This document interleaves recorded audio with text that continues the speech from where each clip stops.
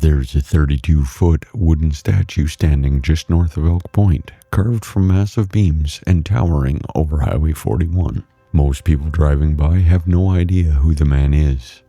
His name was Peter Fiddler, and without him, the maps of Western Canada wouldn't exist.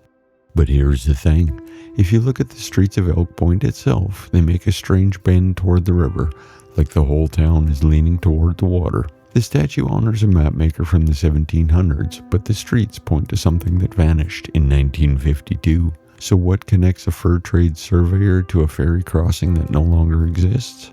Hello and welcome to the video.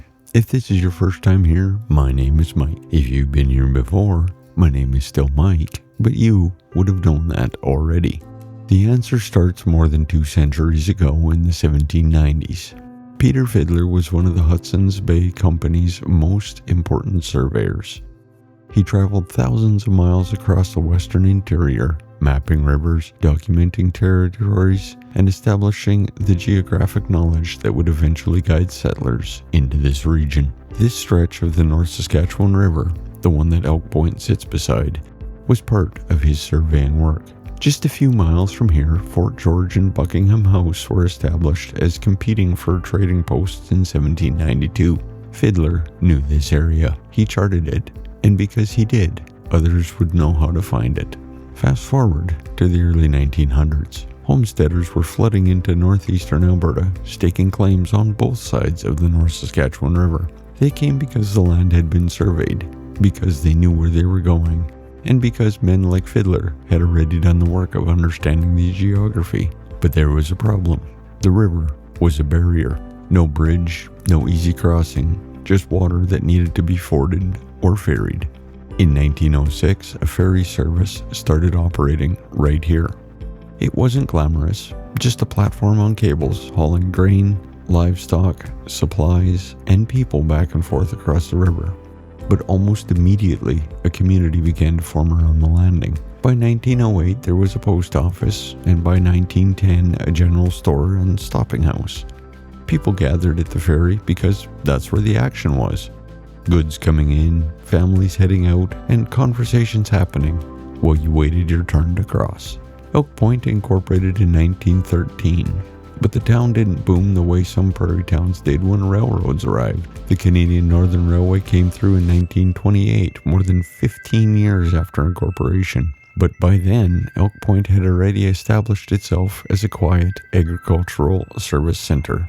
The ferry ran for 46 years from 1906 to 1952. That's nearly half a century of daily crossings, of winter ice and spring floods, of waiting on one side while someone loaded up on the other. The ferry landing was the town's heartbeat. It defined the economy, the social life, and even the layout of the streets. When a bridge was finally built downstream in 1952, the town's center of gravity shifted slightly, but the original street grid remained bent towards a crossing that no longer existed.